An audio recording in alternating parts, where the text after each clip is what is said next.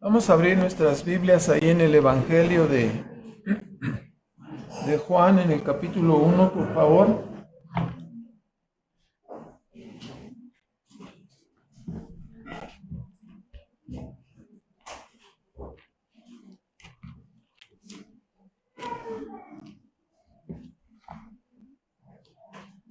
Vamos a encomendarnos a Dios en oración, por favor. Nuestro Padre Celestial, agradecemos en esta mañana el haber podido entonar estos cantos a ti, suplicándote ahora, Padre, que nos ayudes con la influencia de tu Espíritu Santo para poder escuchar, para poder declarar tu palabra y que seamos edificados en la semejanza de tu Hijo Jesucristo.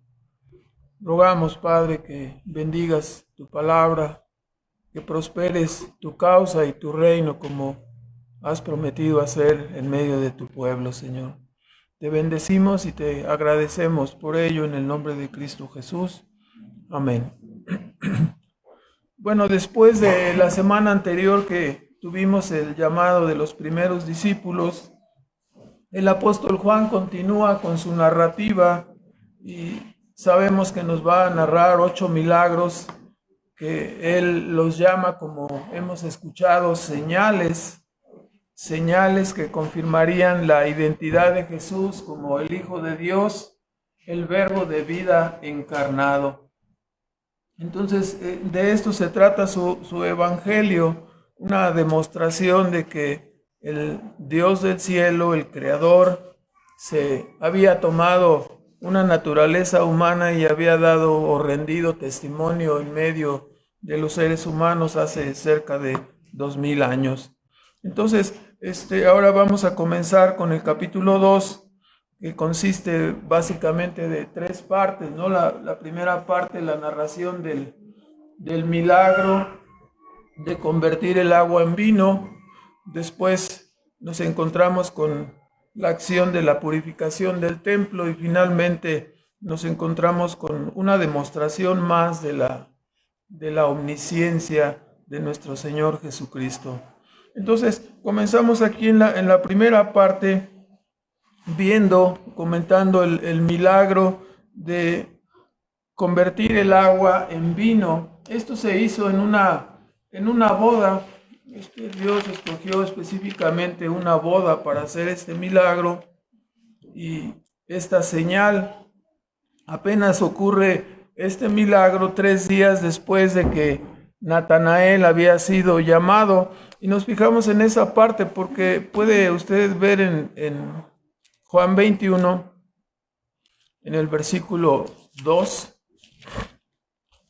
que Natanael, 21:2 dice: estaban juntos Simón Pedro, Tomás, llamado el Dídimo, y Natanael, y dice ahí, el que era de Caná de Galilea, ¿verdad? Precisamente siendo Natanael de este poblado, había sido llamado 3 días antes. No sabemos si él fue el que invitó a la fiesta, ¿verdad? A la boda, o cómo sería el asunto. Pero nos dice la escritura que ya estaba María, la madre de Jesús, en este lugar, en Caná de Galilea.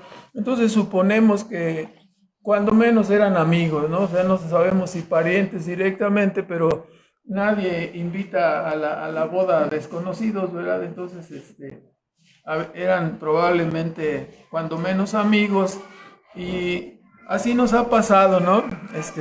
A veces nos invitan a las bodas después de que se les ha predicado el evangelio y luego ya nos invitan a la boda de su pariente o de alguien. Algo parecido vemos aquí. Entonces, nuestro Señor Jesucristo quiso honrar esta boda a través de hacer un milagro ahí en ese acontecimiento. Y las bodas no eran como las de nosotros. Las bodas, aquí se acostumbraba a pedir a la pareja un año antes, y después se hacían muchos anuncios, desfiles y preparativos, y claro, el esposo juntaba la dote, ¿verdad? Entonces, cuando se hacía la festividad, pues yo creo que se ponía bueno, duraba como 7 días la boda. Alguno diría aquí hoy en día que estaba buena la gorra, ¿verdad? Porque no la boda, sino la gorra, porque 7 días de darles ahí de comer a toda la pandilla era mucho. Y así en esta boda surge el diálogo entre Jesús y María, su madre. Ella le dice, ya no tienen vino o vino no tienen. Algunas traducciones dicen así. Y la respuesta de Jesús se siente para nosotros un poco brusca, pero la idea es simple. ¿Qué tengo yo contigo, mujer? O sea, es una expresión sencilla, no es de enojo, no es de molestia, es simplemente diciendo como si uno va a una fiesta y se acaba la comida, ¿no? Dice que se acabó la comida. Y, o sea, ¿y nosotros qué? Pues, si alcanzamos o no alcanzamos, ¿no? Pero eso es lo que significa nada más, ¿no? No hay que llevarlo. Ahora, debemos fijarnos especialmente en esta parte cuando dice, aún no ha venido mi hora. Es más interesante esta frase en el sentido, lo que está implícito en esta frase, está implícito que Jesús marchaba en conformidad con un calendario celestial, ¿verdad? No ha llegado mi hora, oye, no, es hasta el sábado o el domingo, o sea, hay un calendario conforme Él hacía todas las cosas. Esta es la razón por la que en algunos versículos aparece, por ejemplo, en Juan 7, en el versículo 30, aparece. Ya ven que los enemigos de nuestro Señor estaban muy molestos y estaban procurando matarle, ¿verdad? Pero no le prendían, dice 7:30, procuraban prenderle, mas ninguno puso en él la mano porque aún no había venido su hora, ¿verdad? Aún no era el tiempo en conformidad. O sea, ¿qué hubiera ocurrido aquí si hubieran adelantado todos los planes, ¿no? O sea, no podía suceder de esta manera. Por eso también en 8:20 nos vuelve a decir, estas palabras habló Jesús en el lugar de las limosnas, enseñando en el templo, y nadie le prendió porque aún no había venido su hora, ¿no? Es decir, el proyecto divino va conforme a un calendario celestial. Esto nos indica, ¿no? Que la vida no va, esta frase nos indica que el mundo no va como un tren descarrilado a toda velocidad, ¿verdad? O sea, nos indica que la historia no va al garete, que no pueden suceder cosas que si alguien explota mañana una bomba atómica y destruye todo el mundo, eso no va a suceder. El mundo va en conformidad con un calendario, el mundo tiene una historia, tiene un propósito, tuvo un inicio y tiene un propósito de existencia. Y va a continuará la siembra y la cosecha, la primavera y el invierno, hasta que el plan de Dios se cumpla, ¿verdad? No puede ocurrir una catástrofe que destruya el plan divino. Entonces, ese plan celestial se va a realizar. De otra manera estaríamos temblando, ¿no? O sea, imagínense usted si alguien pudiera descarrilar el tren divino de la historia, ¿no? Estaríamos temblando, ¿no? Y si no hay segunda venida, y si se destruye el mundo antes, o sea, no va a ocurrir ninguna de estas cosas, ¿no? Esto lo podemos inferir de estas enseñanzas de la Escritura. Así pues, la respuesta a María fue contundente, especialmente es contundente para quienes esperarían que Jesús le rindiera una obediencia o una sumisión, ¿no? Porque dicen ellos, es que es la madre de Dios, ¿no? Entonces, algunos llevan al extremo, me refiero a la religión común, como si Jesús estuviera subordinado a María, ¿no? Pero vemos que no es así, ¿no? la respuesta de Jesús marcó un límite. Cuando dice, ¿qué tienes conmigo, mujer? Se está refiriéndose, no puedes pasar este límite, ¿no? No me puedes obligar ni adelantar, ni anticipar nada. O sea, yo voy en conformidad con un plan celestial y así se va a realizar. María terminó diciendo, bueno, hagan todo lo que les dijere, ¿verdad? O sea, ya me hago para acá, ya no trato de empujar o decir nada, simplemente hagan lo que Él dice, ¿no?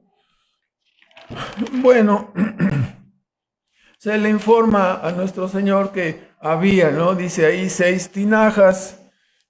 En las tinajas cabían, dice, 2 o 3 cántaros. Esto significa que que los cántaros serían como de 30 litros, entonces le cabrían aproximadamente entre 60 y 90 litros a cada una, ¿no? Si usted hace la operación serían como 540 litros, ¿no? Entonces, llenaron, depende del tamaño, yo le puse un cálculo de 360, ¿no? De 30 litros, entonces 3 por 2 son 6, ¿no? 6 por, bueno, son 360 litros, ya para no hacer, no soy bueno yo para la geografía, entonces, ya ven ustedes, luego no salen las cuentas a la mera hora, ¿no? Entonces, estos fueron la cantidad de litros de agua que fueron convertidos en vino. Esto fue convertido en una forma instantánea. Al momento que Jesús dijo, llenen las tinajas. Entonces después, ahora, saquen y lleven al maestresala. El maestresala era una especie de capitán de meseros, ¿no? Era la persona más importante ahí. ¿Sí? Cuando lo llamaron, le llevaron a que probara, dice la escritura que él no sabía lo que había ocurrido, él no estaba ahí cuando ocurrió el milagro. Cuando Jesús transformó el agua en vino, solamente le llevaron a probar y dijo, oye, pues, ¿por qué no habían dado este vino antes? ¿No? O sea, era un vino excelente según su catadura, ¿verdad? Lo que él había probado. El maestresala era una persona responsable que generalmente se usaba para probar la comida y la bebida de los reyes, con la finalidad de que no fueran envenenados, ¿no? Es decir, si alguien le metía algo ahí a la bebida o a la comida, el que primero probaba era el maestresala, era el capitán. Entonces, en este caso, a él le tocó probar esta agua convertida en vino y su opinión fue que alabó la calidad de este vino. Él no sabía, dijeron, oye, ¿por qué no lo habían despachado Pues está re bueno, ¿verdad? Entonces, esa fue su opinión. Él desconocía el origen. Y en la frase del maestresala que alaba al anfitrión por sacar el buen vino hasta el final, encontramos, ¿no? Muchos han visto este pasaje como una interpretación del ministerio de Cristo. Dice la escritura que Dios nos había hablado, ¿no? En Hebreos 1:1 dice, Dios habiendo hablado muchas veces y de muchas maneras a los padres por los profetas, en estos postreros días nos ha hablado por el Hijo. O sea, el vino nuevo es Cristo. O sea, habiéndonos hablado por muchos profetas, guardó el último profeta, ¿no? Para el mejor vino fue guardado de esta manera. Algunos ven una relación en la ejecución de este milagro, diciendo que el Señor reservó el mejor vino hasta el Nuevo Testamento, ¿no? Manteniendo en una administración de sombras y figuras hasta la llegada de Cristo hace 2000 años. El apóstol cierra esta historia de este milagro haciendo notar que el milagro, vea usted por favor, versículo 11. Este principio de señales hizo Jesús en Caná de Galilea. Esta palabra es importante porque una señal es evidencia, ¿no?, de la postura inicial que él estaba probando. ¿Qué estaba diciendo? Que Jesús era el Verbo, que el Verbo existía antes de la fundación del mundo, que estaba cara a cara con Dios y que era Dios, y que este Verbo había tomado una naturaleza humana para venir a dar testimonio en este mundo. Entonces, dice, este principio de señales está apuntando hacia Jesús como que era divino. Estaba corroborando a través de las señales, a través del milagro, que Jesús era Dios, era el Hijo de Dios. Entonces, esto es lo que implica el uso de esta palabra señal, ¿no? Era la señal. ¿Por qué? Porque a veces nos confundimos, ¿no? Algunos que acostumbran ver tanto la televisión, que ven ahí sus magos y cómo uno desaparece en carros y aparecen otras cosas y todo es un truco, ¿verdad? Pero aquí no hay ningún truco. Nadie es capaz de hacer convertir el agua en vino. Nadie lo puede hacer. El vino procede de machacar las uvas y fermentar ese jugo hasta formar una clase de vino. No se puede cambiar el agua en vino. Entonces, por eso constituye una señal. Cristo estaba mostrando que un poder omnipotente para convertir a ver, hermano, H2O ¿en qué? En vino, para no hacernos bolas, ¿no? No nos vaya a fallar la geografía otra vez. Entonces, es una señal. Evidentemente nadie puede hacer esto. Solamente ¿quién? Solamente Dios. Las señales están mostrando que solo Dios es capaz de producir cosas de la nada. ¿Sí? Así como vemos nuestro mundo creado, fue producido por la palabra de Dios, por su deseo, por su voluntad, simplemente por así quererlo. Y dijo Dios, sea, y fue. Este es el caso de convertir agua en vino. Es un milagro de creación. Es un milagro donde se constituye de la nada, ¿no? Considerando el agua como nada para convertirla en un vino, ¿no? De la mejor clase, de acuerdo a la opinión de un conocedor, de un maestresal, ¿no? Bueno, este milagro era una señal de su divinidad, de tal modo que el apóstol dice en el versículo 11 que manifestó, estamos en el mismo tema, dice, manifestó que su gloria, sus atributos, los atributos divinos, ¿no? El resplandor de los atributos divinos, su todo poder con la capacidad de convertir agua en vino, ¿no? Manifestó su gloria y sus discípulos creyeron en él.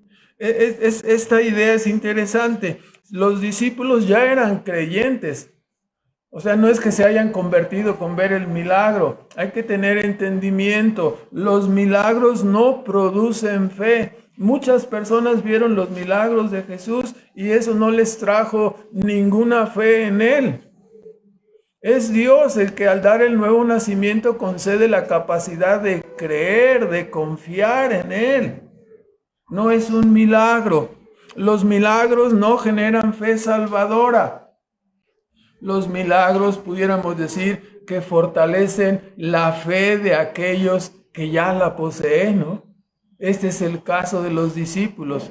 Creyeron, confirmaron su fe en Jesús, confirmaron la fe en aquel que estaban siguiendo. Y esa señal les afirmó en esta creencia, ¿verdad? No es que el milagro haya generado la fe. La fe es un don de Dios. Es una acción divina mediante la cual Dios regenera a una persona y le capacita, ¿no? El versículo que veremos, si Dios permite, en la próxima semana. Nadie puede ver, tener fe, ni entrar en el reino si no naciere de nuevo. ¿Sí? Solo Dios puede regenerar a las personas y capacitarlas para ver las cosas espirituales, para tener fe, para confiar en Dios. Entonces Dios acompañó, como sabemos, a sus profetas y a Cristo mismo, ¿no? Con prodigios y señales ¿Para qué? Ya lo hemos mencionado muchas veces. El mensaje que Cristo traía es: Dios se ha encarnado, Dios viene para redimir, para rescatar a su pueblo escogido mediante un sacrificio en la cruz. Ese es el mensaje. ¿Cómo sabemos que este mensaje es verdad? Acompañado de prodigios y señales que corroboraban este mensaje contundente, ¿no? Cuando Moisés, el profeta, dijo: oye, pero voy a regresar al pueblo y no me van a creer. Te voy a dar señales, ¿no? Para que te crean. Mete tu mano y saca la leprosa, tira tu báculo, se va a convertir en una serpiente, vuélvelo a tomar. ¿Qué le dio Dios a Moisés para que creyeran? ¿Qué le dio Dios a sus profetas para autentificar su mensaje? Su mensaje de perdón de pecados, su mensaje de salvación. Si nos fijamos en Moisés, en Josué, en Elías, en Eliseo, en Jesucristo, en los apóstoles, ¿qué les dio? Prodigios y milagros, señales para corroborar el mensaje. Por eso siempre decimos, el mensaje que predicamos ya está autentificado, ¿verdad? ¿Autentificado por quién? Dios acompañó a los predicadores de esta palabra con prodigios y señales para afirmar lo que estaban diciendo con sus palabras a través de acciones que a los hombres les es imposible realizar. ¿Cómo cuáles? Convertir el agua en vino. Este principio de señales hizo Jesucristo y sus discípulos creyeron en él, ¿no? Ok, el segundo punto, desde el versículo 12 hasta el 22, se nos habla de la purificación del templo. ¿Qué es lo que hizo Cristo, no? Podemos ver que Él realizó dos purificaciones en su ministerio. Una al final de su ministerio, señalada en los evangelios sinópticos. Usted puede ver cómo muestra Mateo 21. Mateo 21, vamos a verlo por ahí. Como ya avanzado su ministerio, en el versículo 12,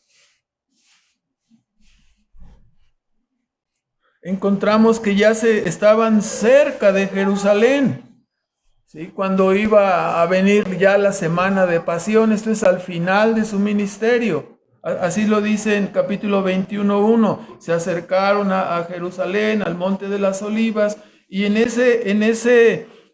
ese momento, en el versículo 12, se nos indica que Jesús, bueno, ya ha pasado lo que estamos caminando todo el tiempo, dice: Jesús entró en el templo de Dios y echó fuera a todos los que vendían y compraban en el templo, y trastornó las mesas de los cambiadores y las sillas de los que vendían palomas, y les decía: escrito está, mi casa, casa de oración será llamada, mas vosotros cueva de ladrones la habéis hecho. O sea, estamos hablando de antes de la semana final, está haciendo este milagro, ¿no? Al principio de su ministerio también hizo el azote de cuerdas y la purificación del templo. O sea, dos purificaciones están aquí, al principio y al final de su ministerio. Entonces, en ambas la acusación es la misma, ¿sí? Jesús estaba molesto porque su templo, el templo donde Dios moraba, donde Dios había señalado para tener comunión con su pueblo, se había convertido en una casa de mercado, en un tianguis. La casa de oración se había convertido en una cueva de ladrones. ¿Por qué? Porque ellos habían tomado, ¿no?, la parte externa del templo para montar ahí su negocio. ¿De qué se trataba el negocio? El lugar más sagrado donde estaba el arca del testimonio de Dios para con su pueblo Israel había sido profanado al convertirlo en un lugar de comercio y de negocio, ¿no? Se pusieron a vender ahí los animalitos que habían de sacrificarse, y se pusieron ahí, pusieron una casa de cambio. con sus mesitas, no era como las de ahora, ¿no? Con una ventana de vidrio templado ahí, no, era con una ventanita que apenas te asomas, ni ves al que está del otro lado, ¿verdad? Nada más pasas tu dinero y te regresan el cambio ahí, ¿verdad? En este caso estaban sentados con mesitas y con diferentes monedas que se exigían por parte de los administradores del templo, de manera que los judíos que venían de fuera traían monedas de otro país. Entonces tenían que cambiar porque la ofrenda que ellos harían tenía que ser en moneda que ellos exigían, ¿verdad? En la moneda que se requería en el templo.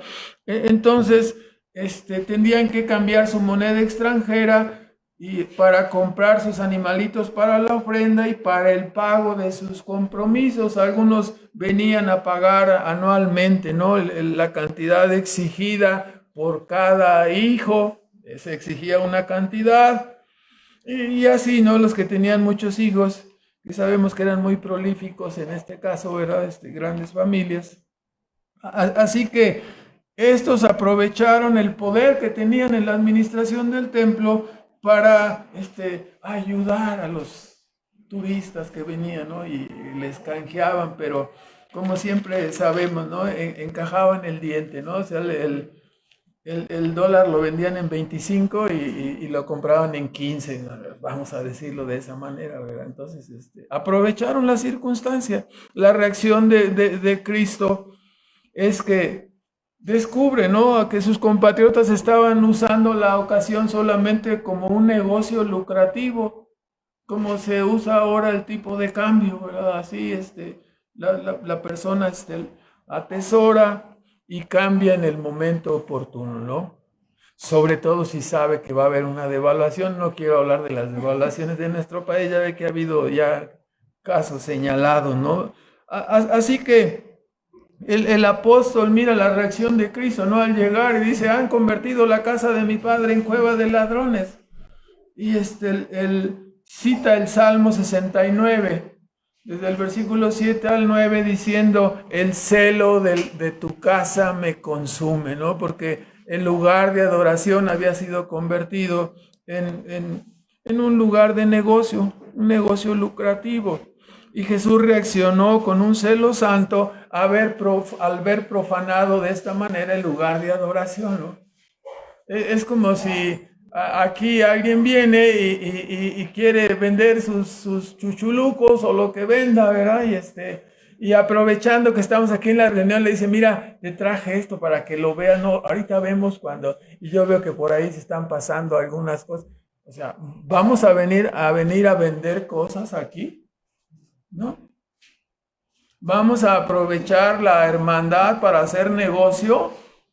No, no debemos hacer eso, ¿verdad? Eso no es correcto hacerlo, es lo que censuró Cristo. Ellos lo habían convertido ya en un negocio tremendo, ¿no? Así como les da risa, algunos no lo creen, pero eso es algo real, ¿no? Algunos predicadores venden calcetas ungidas, ¿verdad? ¿Sí? Este predicador de nombre de efectivo y apellido de Satélite de la Luna se atrevió a hacer eso aquí en este lugar, en Querétaro, ¿verdad? Vendiendo calcetas ungidas. Entonces, ya usted se imaginará el peleadero por las calcetas ungidas, ¿verdad? Quién sabe si se las había puesto solo una vez o no sé cuántas que estaban apestosas, ¿no? Ungidas. No, hermanos.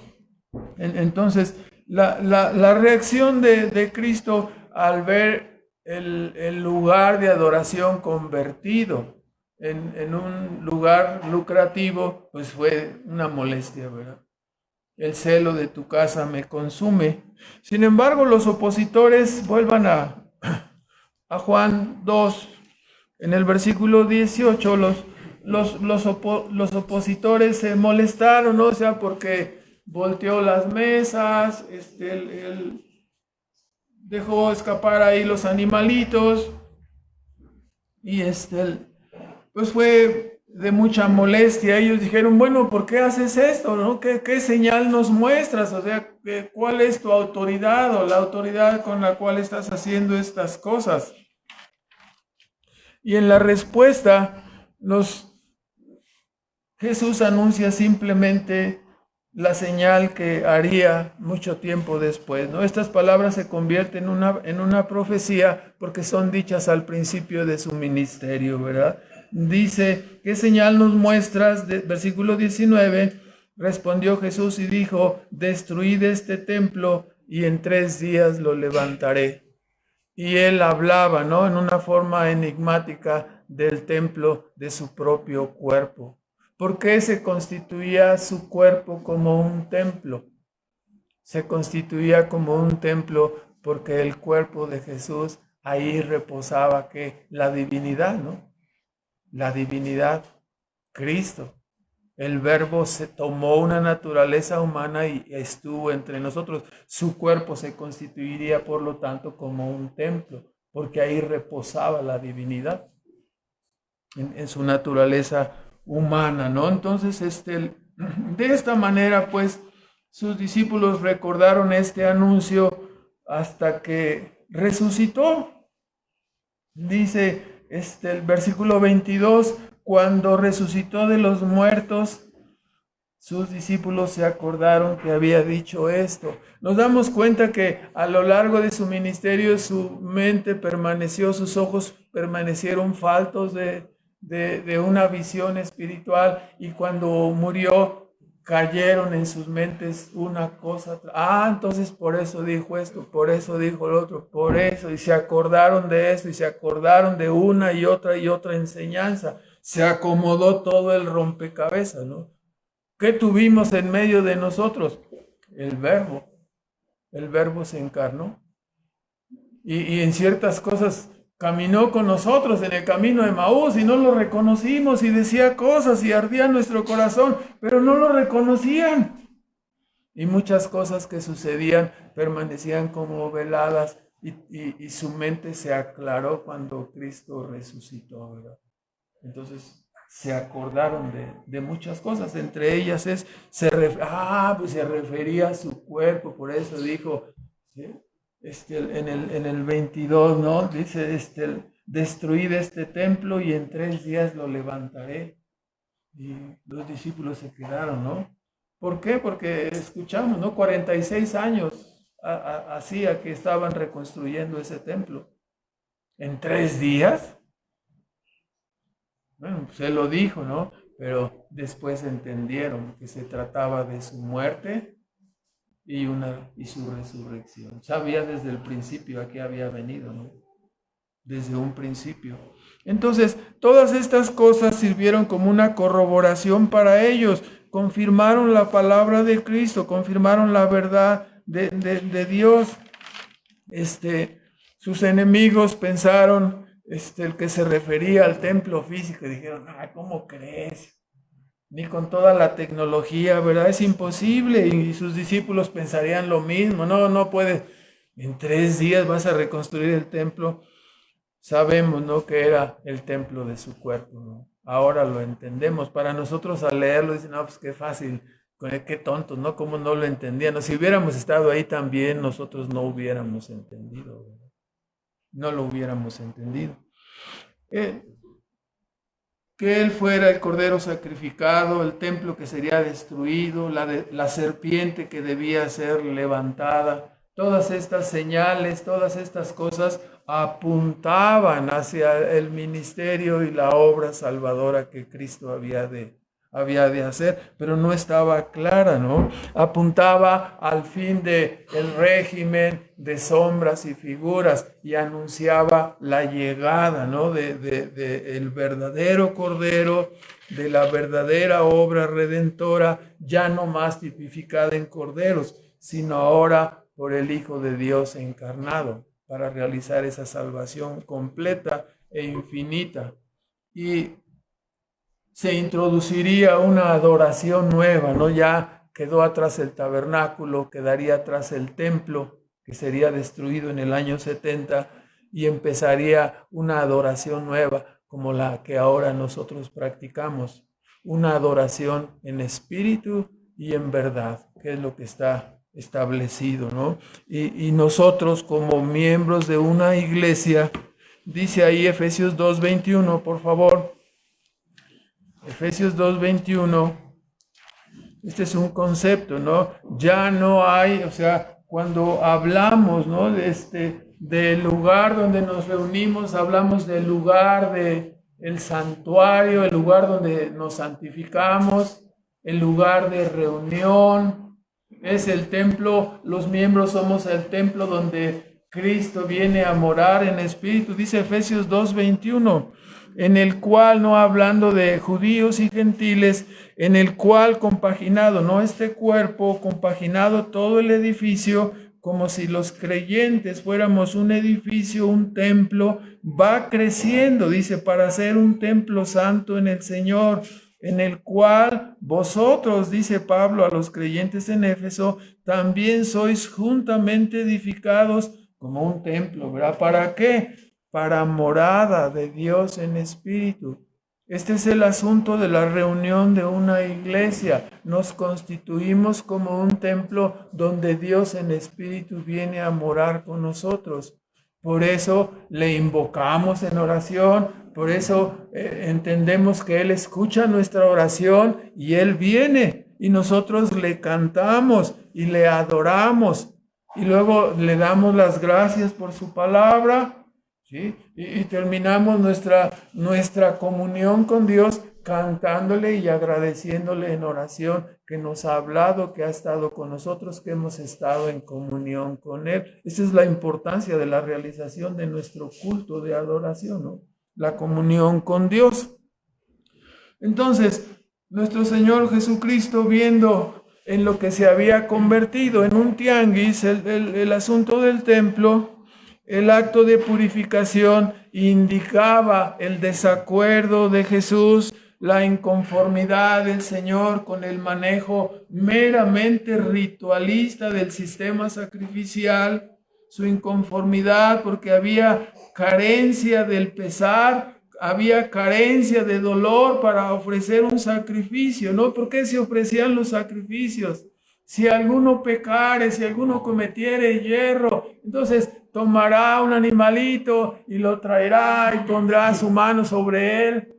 ¿Para qué? Para decir, he pecado contra Dios, yo merezco morir, ¿sí? Pero Dios me autoriza que ofrezca este sacrificio, yo le transmito mis faltas, mis pecados, poniendo en su mano y es muerto, pero el que debía ser muerto por el pecado era yo. Entonces, si solamente dices, oye, ¿y esto? Voy a llevar un animalito porque hice esto o porque voy a cometer tal falta, entonces de una vez lo llevo y pongo la mano.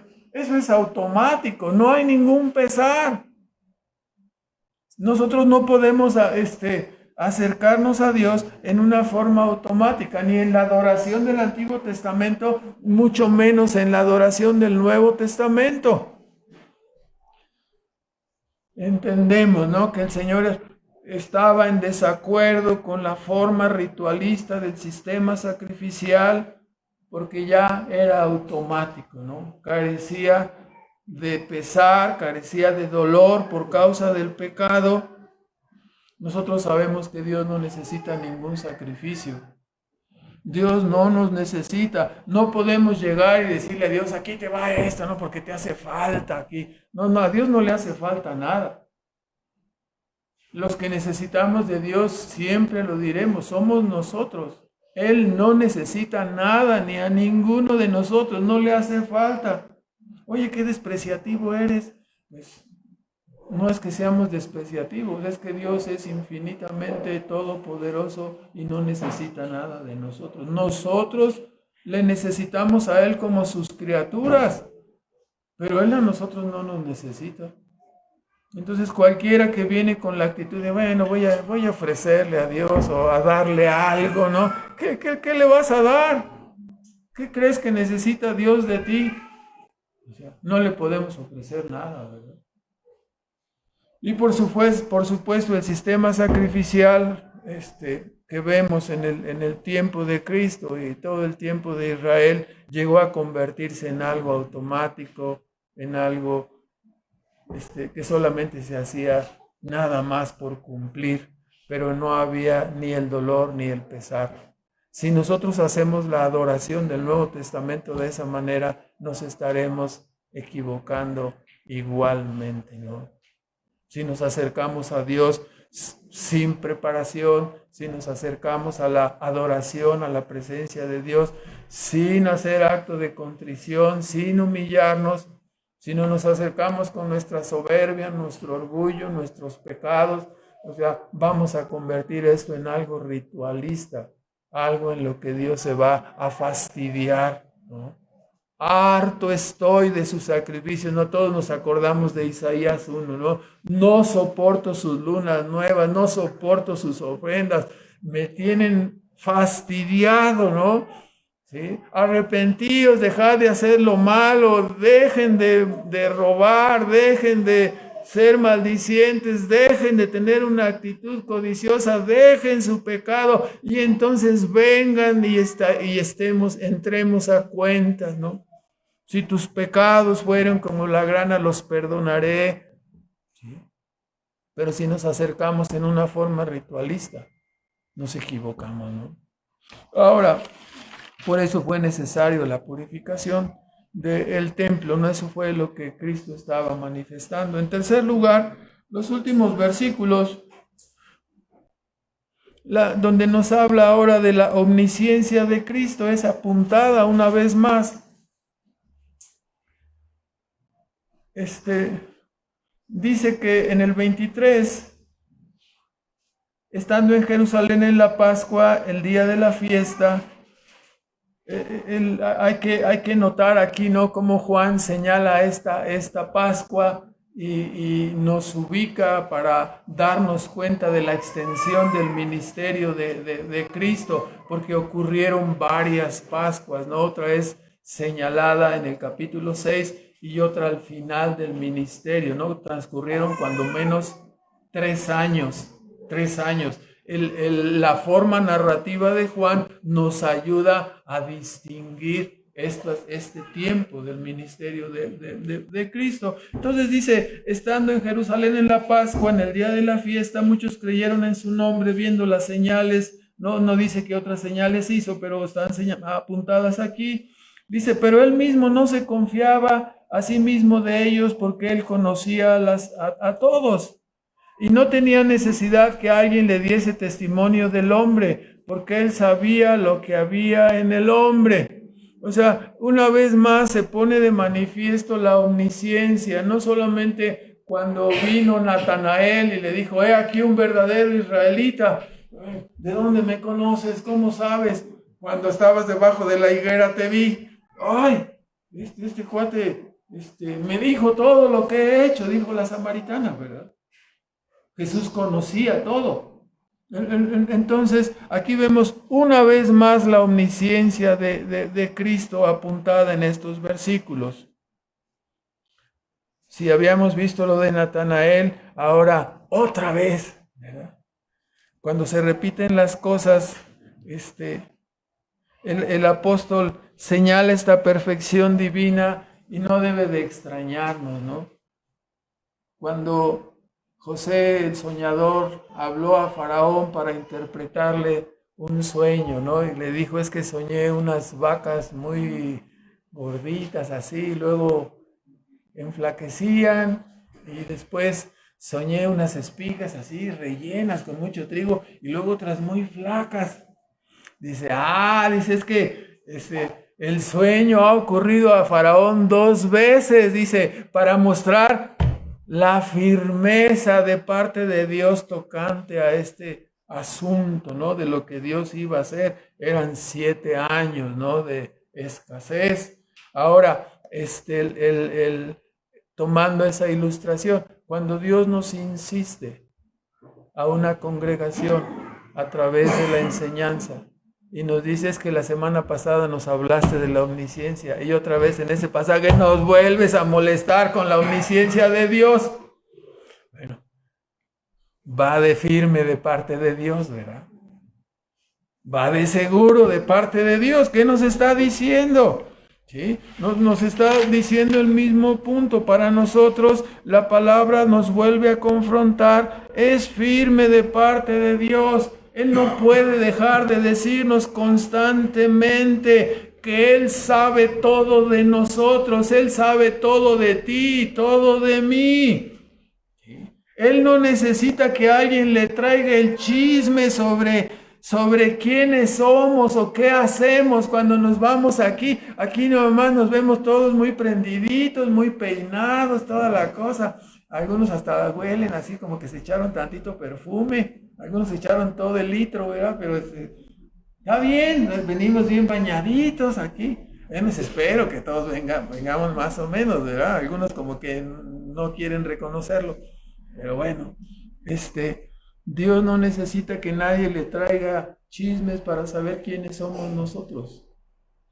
Dios no necesita, no puede ser engañado.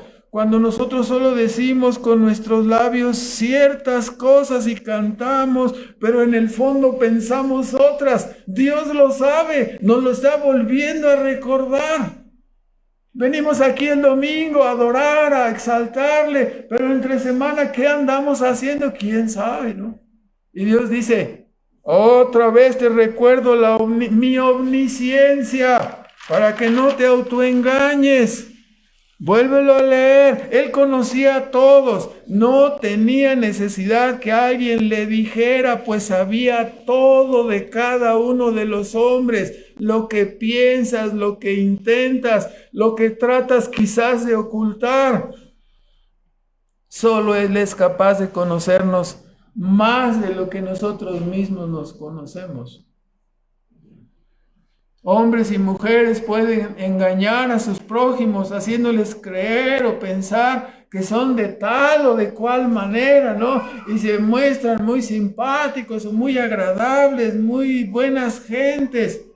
Pueden sonreírte, pueden cambiar su tono de hablar y ser amables, pueden decir que cosas que en realidad no piensan o no sienten. Y la otra persona dice, qué gran persona es esta persona, ¿verdad? Mira cómo habla, mira lo que dice. ¿Te fijaste cómo me saludó? Hasta me frotó la mano así, bien amable, ¿verdad? Y por dentro la cual estaba pensando, así, a lo mejor estaba pensando quién sabe qué cosas, ¿no? Dios nos recuerda, ¿no? Sí. Nosotros podemos ser así, hablar, fingir, mostrarnos de una manera cuando en realidad no estamos pensando. Nadie lo notará, nadie, excepto Dios.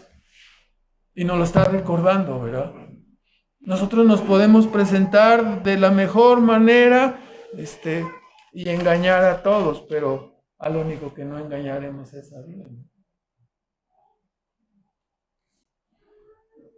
Sé lo que hiciste el verano pasado, ¿no? Ya nos acordamos siempre de esa película, aunque nunca la he visto, ¿no? Pero... Hermanos, este es el modus operandi no solo de políticos y de vendedores. Los vendedores te dicen, no, mire, no, estas licuadoras las puede comprar, se va a morir usted y la licuadora nunca va a fallar, ¿verdad? Nunca. De veras, sí, mire, oye, no, espérate, no la maltrate, no, sí, ¿sí? Y te la llevas a tu casa y ya no funciona, ¿verdad?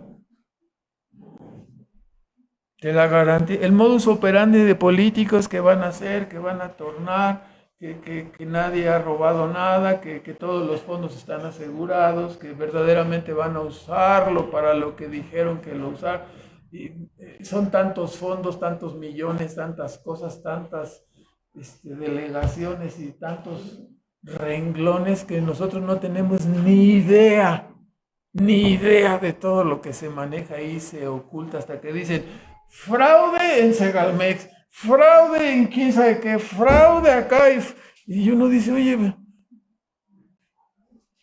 ¿dónde estábamos cuando hicieron todas esas cosas, no? Se gastó el 130% más en las obras de la avenida 8 de febrero, para no decir. Y nada más nos van a decir, ¿de dónde salió? ¿Qué pasó? ¿Dónde estuvieron los excedentes? Nadie va. ¿Ustedes han ido a preguntar? A ver, el excedente fueron millones y millones y nadie vamos a darnos cuenta exactamente del asunto. El modus operandi de políticos, vendedores, es de engañar, ¿no? Pero lo es también el modus operandi de muchas personas que decimos ser creyentes y no nos portamos plenamente o al 100% como creyentes. Presentamos una apariencia externa, un lenguaje adecuado, hasta un comportamiento aceptable, pero su vida interior probablemente no coincida con la apariencia externa, ¿no? A veces otros pueden ver la enfermedad, ¿no? La enfermedad de la persona, pero la propia persona se autoengaña y dice para sí mismo, estoy bien, cuando en realidad tiene ese mal, ¿no? Que sobre el cual Cristo dijo que era como una levadura, ¿no? La hipocresía. Lucas 12:1, ¿no? Guardaos de la levadura de los fariseos, que es la hipocresía, ¿no? Porque dicen y no hacen. La hipocresía es como una levadura porque leuda e hincha la vida de la persona, convirtiéndola en un hipócrita sin que la propia persona se dé cuenta, como vemos con los escribas y fariseos en tiempos de Cristo. Eran hipócritas, pero no se daban cuenta que lo eran. Ellos pensaban que eran irreprensibles y verdaderos hacedores de la ley, cuando Cristo les dijo, hipócritas, raza de víboras. Y yo me imaginaba, ¿no? Hablando de este tema y pensaba cómo venimos quizás a la reunión de adoración con tremendas vigas atravesadas, ¿no? Golpeándonos unos a otros, volteando y vaya, se imagina usted, dice, quítala, ¿sí? Quitas la paja de tu vecino y tú traes una viga atravesada y todos padecemos ese problema, no nos fijamos en las faltas de los demás, pero no vemos las faltas de nosotros. Somos muy lentos para mirarlas, lentos más para reconocerlas. ¿Verdad que tú lo hiciste? De veras, tú lo hiciste, ¿verdad? No te oigo. Pero no hablas, no dices, ¿verdad? Te quedas. ¿Sí? Dice la escritura que a veces el que se calla hasta parece sabio, ¿verdad? Pero no es así el asunto. Entonces, somos tardos para reconocer, ¿no? Hay personas que, como los escribas y fariseos del tiempo de Cristo, andamos ahí con tremendas vigas atravesadas, golpeando a otros, y cuando nos dicen que nos reconciliemos, preguntamos, como aquel doctor de la ley, ¿y quién es mi prójimo para reconciliarme con él? ¿No? O sea, sí te entiendo la necesidad, pero ¿quién es mi prójimo? O sea, nos redarguye la enseñanza, nos dice que tenemos algunos problemas, pero no, casi me descubre, pero no, Dios es el que te está descubriendo, yo no. Dios sabe cómo está tu vida, ¿no? Por ello debemos recordar siempre que Dios es omnisciente y que Dios nos ve, que no lo podemos engañar a Él. Entonces, no necesita que nadie le diga. Estamos como desnudos delante de sus ojos. Todos nuestros pensamientos, nuestras intenciones se manifiestan. Él los puede ver claramente. Entonces, por eso es bueno que se nos recuerde que Dios es omnisciente, ¿no? Si nosotros estamos conscientes de ello, procuraremos ser santos en toda nuestra manera de vivir, en nuestra manera de pensar, en lo que sentimos, en nuestras emociones. Porque cuidarnos externamente, ser medio fariseos externamente, eso no es nada difícil. Cualquiera lo puede hacer. Pero pelear contra el pecado en la mente, pelear contra las emociones malas en el corazón, solamente los que tememos a Dios podemos hacerlo. Y Dios nos lo recuerda. Yo soy omnisciente. Te estoy mirando en tus emociones, en tus pensamientos, en tus intenciones, en tus deseos. No los puedes ocultar de mí. Es transparente toda tu vida delante de mí. Estás como en una vitrina y yo te observo. Todo lo que tú intentas desde tu mente y de tu corazón, lo sé. No necesito que nadie me venga a chismear ni que nadie me venga a decir, yo lo sé todo de ti. Lo que nadie más sabe, lo que tú has ocultado, yo lo sé. Entonces, delante de un Dios así, tenemos que humillarnos y decir, sí es cierto, soy pecador, muy malvado. Ten misericordia de mí, ¿verdad? Terminamos con unos comentarios, ¿no? Después de estos 3 breves puntos. En primer lugar, como Jesús, cada uno de nosotros tiene su propio calendario de vida, ¿no? Su propósito de vida, su hora. Aunque no sabemos la voluntad secreta de Dios, sabemos que al someternos, es que yo quisiera saber mi hora, mi calendario, hasta dónde va a llegar, cuántos meses me faltan, cuántos años, cómo va a ser mi vida, cuál es la suerte que me viene para este año. Y ahí están comprando el horóscopo de no sé quién. Por favor, tírelo a la basura, no es el mejor lugar donde puede estar una de esas cosas, en la basura. Hermanos, Dios tiene una hora y un proyecto para nosotros. Y debemos caminar paso a paso, día a día, con paciencia, sometiéndonos a su voluntad revelada. Y de esa manera obtendremos el fin que Dios tiene en su voluntad secreta para nosotros. No hay manera de conocer el secreto. No hay manera de conocer las fechas y cuándo sí tengo que salir y cuándo no, y cuándo debo comprar un billete de lotería nunca, y cuándo. ¿Me explico? Solo Dios sabe nuestra hora y nuestro tiempo. Pero la única manera de nosotros hacer lo correcto es someternos a la voluntad revelada cada día. Al hacerlo de esta manera, cumpliremos el propósito eterno para nuestras vidas, el propósito que Dios tiene. Al conformarnos a su palabra, dijo Pablo, experimentaremos su voluntad agradable y perfecta para nosotros. En segundo lugar, no debemos pasar por alto que Jesús honró la institución del matrimonio al hacer su primer milagro en una celebración de esta naturaleza. Así que aunque las generaciones presentes menosprecien esta institución del matrimonio como anacrónica y pasada de moda, todos los que creemos en Cristo somos llamados a cumplirla y honrar esta institución que es el matrimonio. Algunos dicen, bueno, pero ¿qué tiene de malo? Yo pienso diferente. Vente, júntate conmigo, así es la moda hoy, así ya ve que los jóvenes y las jovencitas ahora piensan de esa manera, ¿no? Yo pienso diferente que tú. No me digas.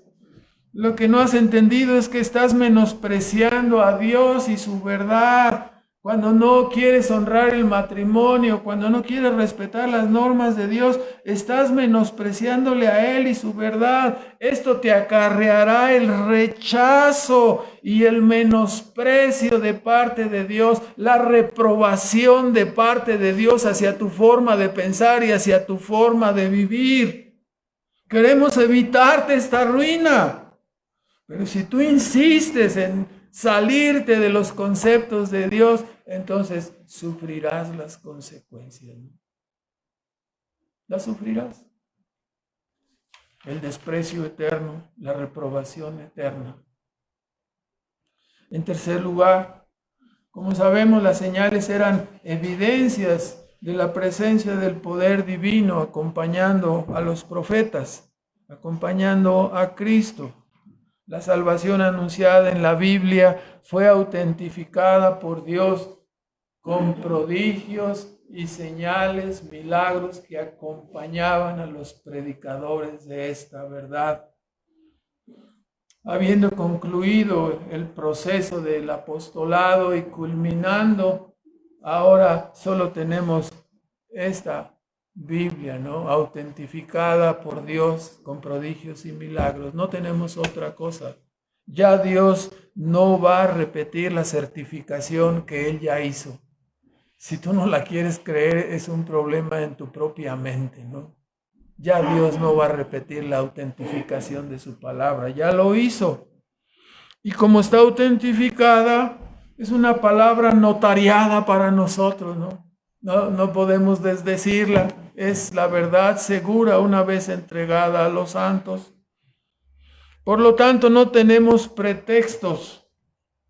La Escritura indica que somos propiedad divina, que nos le debemos a Él, que Él es nuestro Dios, que estamos obligados a obedecerle. Eso es lo que dice la Escritura de Dios.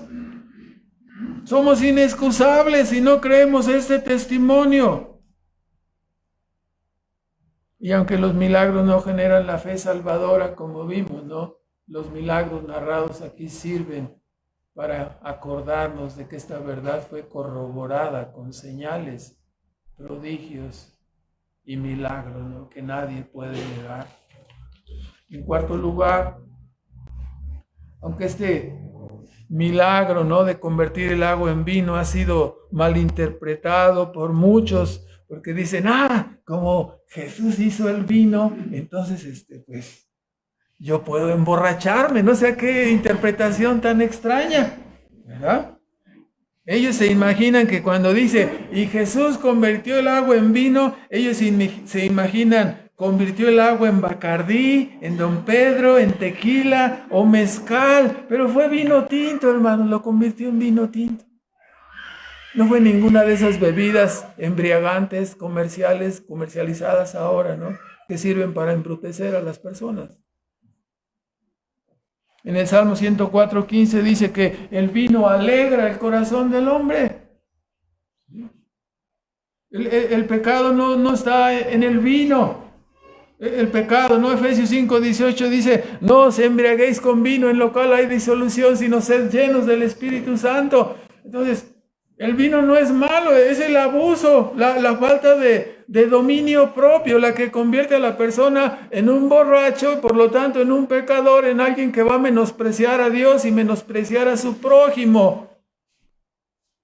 Y debido a ese menosprecio, Dios le censurará y le castigará, como con los demás pecados señalados en toda la tabla de la ley, ¿no? Seamos prudentes. Si nosotros acostumbramos tomar vino de mesa, o sea, seamos prudentes, no usando nuestra libertad para hacer tropezar a otros hermanos que tengan esta debilidad. Siempre saco la historia del Sabritas, ¿no? ¿Por qué le dicen el Sabritas? Porque hay personas que enfermos de alcoholismo no pueden tomar solo una, ¿verdad?, como las Sabritas. Se tienen que echar todo el paquete completo. Entonces, por amor a personas así, a lo mejor habría que cuidar el uso de esa nuestra libertad. No, a mí me vale que no. No, o sea, ten paciencia, no te debe valer. Debes de considerar a tu prójimo, ¿no? Ahora, en quinto lugar, los que administraban sombras y figuras fueron confrontados fuertemente por las enseñanzas de Cristo. Entonces, ¿acaso nosotros que hemos conocido la revelación más clara del Nuevo Testamento, seremos menos exigidos? ¿Tenemos más luz? ¿Tenemos más revelación? Claro que tenemos más responsabilidad. Algunos llegan a malentender pensando que el Dios del Nuevo Testamento es más benévolo que el del Antiguo Testamento, ¿no? No se dan cuenta que es el mismo Dios con dos administraciones diferentes. Una de sombras y figuras en el Antiguo Testamento, otra de realidades en el Nuevo Testamento. Una de de figuras y sombras y otra de plena luz en el Nuevo Testamento.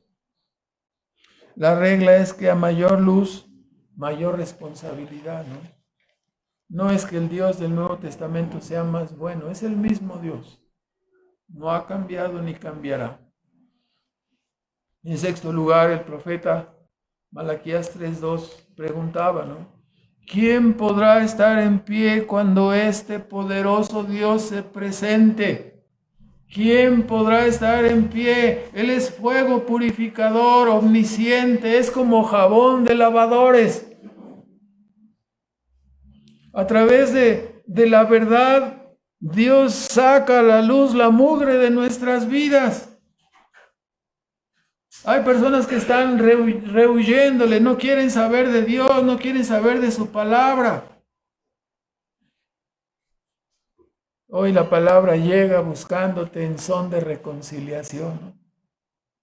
Vuélvete a Dios, reconcíliate con tu Creador. Porque vendrá el día en cuando tendrás que encontrarlo, pero ya no para reconciliación, sino para juicio. Entonces, nadie puede estar en pie delante de este Dios omnisciente, ¿no? Nuestros pecados nos persiguen, nuestros pecados nos alcanzan. Hemos de buscarle hasta encontrarlo y decir, perdona mis pecados. Es mejor que el azote de cuerdas y la purificación de nuestras vidas sea ahora que esperar al tiempo cuando ya no habrá oportunidad de arrepentirse, ¿no? Estamos viendo cuánto Dios reprueba el pecado, la irreverencia y el mal en el templo, o sea, en el templo de aquel entonces, ¿no? ¿Será diferente ahora? ¿O es el mismo Dios? Es el mismo Dios. Roguemos, por lo tanto, y digámosle a Dios, mira nuestra maldad. No detengas tu fuego santo, purifícanos, saca nuestras faltas, abre nuestros ojos para ver el mal que nosotros no alcanzamos a ver. Porque yo me veo en el espejo y digo, ay, qué guapo estoy, autoengañado totalmente, ¿verdad? Y usted se levanta y dice, qué bueno soy, ¿sí? Abajo en el fondo del mar. No, somos pecadores, tenemos muchas fallas, muchas faltas. Roguemos a Dios que abra nuestros ojos y pidámosle su fuego purificador para que nos enseñe, ¿no? ¿Cuántas veces decimos el ejemplo? Yo soberbio, no me había dado cuenta, ¿no? No, pues si tu forma de caminar todo el mundo lo nota, ¿no? Solamente tú no lo notas. A veces con nuestra forma de ser, nuestra forma de hablar, ya decimos quiénes somos. ¿Soberbio yo? ¿Qué te pasa? Yo no soy soberbio, o sea, no, por favor, o sea, se te nota hasta las cachas, ¿no? Tú eres niño popi, ¿no? Ya no quiero, iba a decir fifí, pero ya no. Entonces, roguemos a Dios, ¿no? Que Dios nos lave, nos limpie. Y finalmente, hermanos, cuán maravilloso es recordar a nuestro Señor omnisciente, ¿no? Que seamos capaces de orar, como decía el salmista, mírame, oh Dios, conóceme, ve si hay en mí alguna perversidad y purifícame, límpiame, lávame y guíame en la senda eterna, ¿no? Que seamos capaces de orar a este Dios omnisciente y decirle, mírame quién soy, no te puedo ocultar nada. Ayúdame a examinarme y guíame en la senda eterna, ¿no? Oramos, hermanos. Nuestro Padre Celestial, damos gracias por tu palabra en este día. Suplicamos que tú la bendigas en la mente, el corazón de cada uno de los que hemos escuchado. Reconocemos, Padre, que somos pecadores y reconocemos nuestra gran necesidad de ser purificados, de ser limpiados, para ser un templo santo donde tú mores, donde tu verdad venga a transformar nuestras vidas. Pedimos, Padre, que bendigas tus propósitos y tus planes para cada uno de nosotros. Pedimos, Padre, que bendigas a aquellos que están buscando tu camino, que les ayudes.